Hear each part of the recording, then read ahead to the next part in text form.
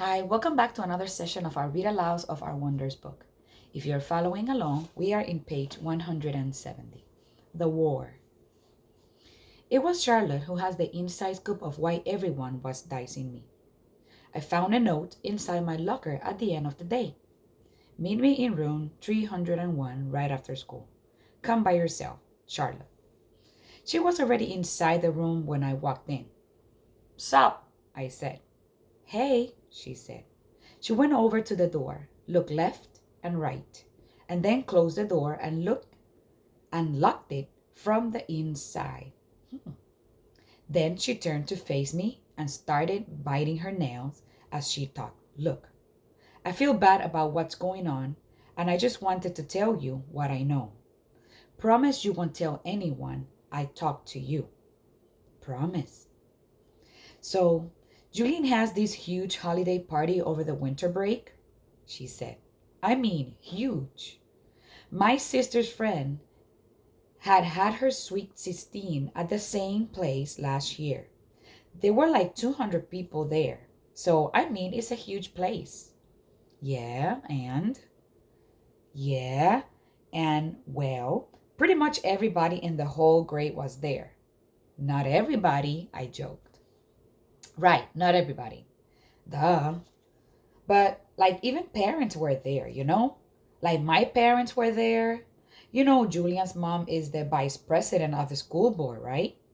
So she knows a lot of people. Anyway, so basically what happened at the party was that Julian went around telling everyone that you punch him because you have emotional problems. What? And that you would have gotten expelled, but his parents begged the school not to expel you. What?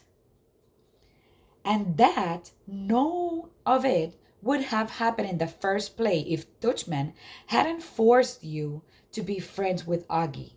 He said his mom thinks that you, quote unquote, snapped under the pressure. I couldn't believe what I was hearing. No one bought into that, right? I said. She shrugged. That's not even the point. The point is, he's really popular. And you know, my mom heard that his mom is actually pushing the school to review Augie's application to be sure. Can she do that? It's about Bisher not being an inclusion school. That's a type of school that mixes normal kids with special needs. That's just stupid. Augie doesn't have special needs. Yeah, but she's saying that if the school is changing the way they usually do things in some ways, but they're not changing anything. Yeah, they did. Didn't you notice they changed the theme of the New Year art show? In the past, fifth graders painted self-portraits, but this year they made us do those ridiculous self-portrait as animals, remember? So big freaking deal. I know, I'm not saying I agree. I'm just saying that's what she's saying. I know.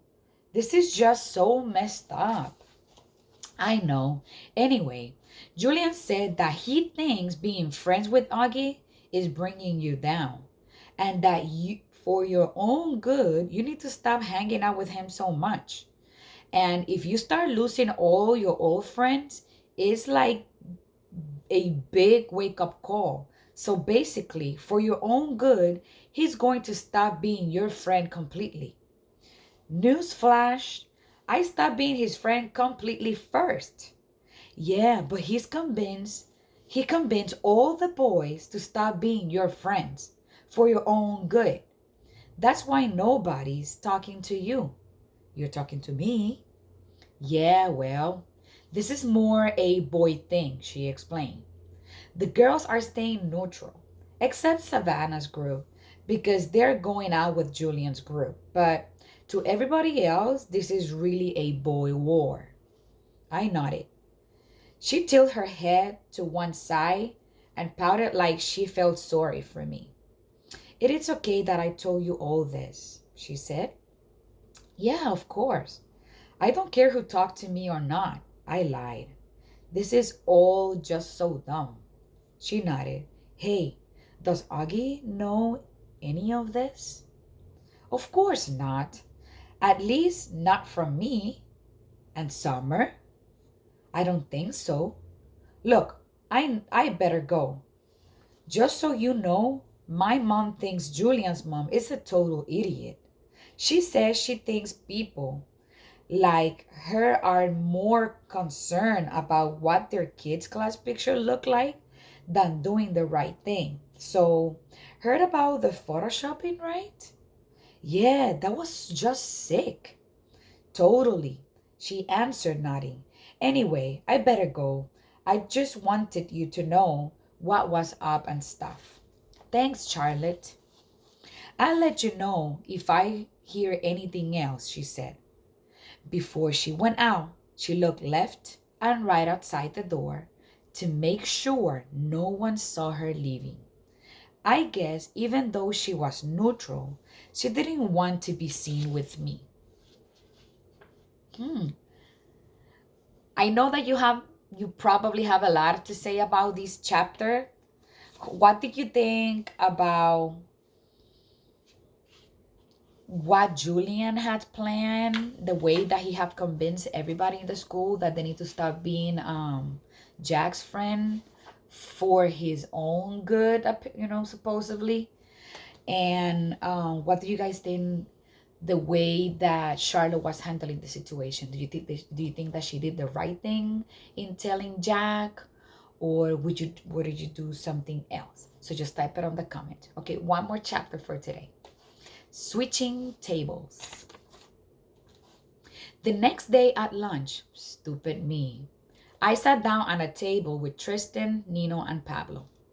I thought maybe they were safe because they weren't really considered popular, but they weren't out to playing D&Ds at recess either.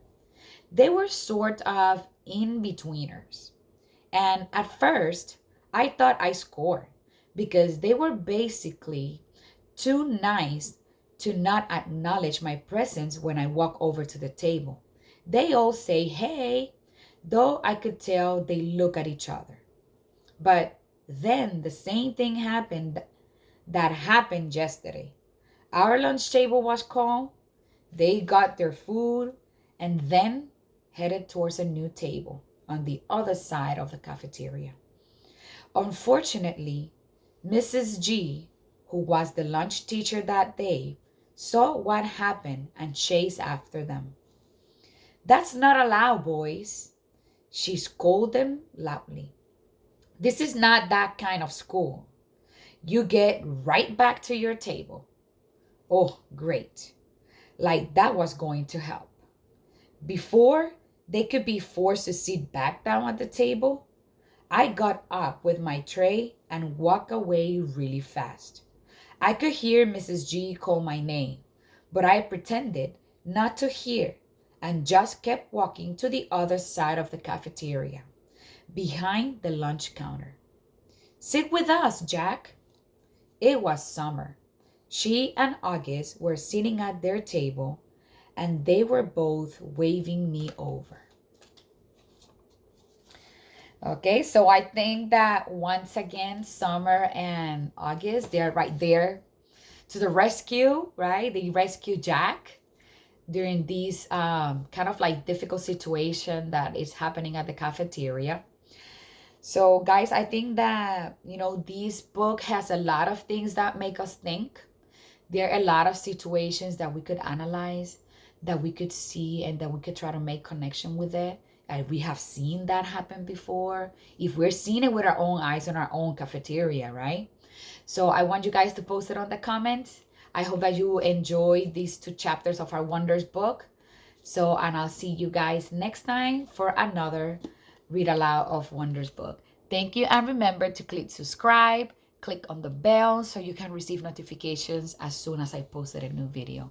Thank you very much, and I see you soon.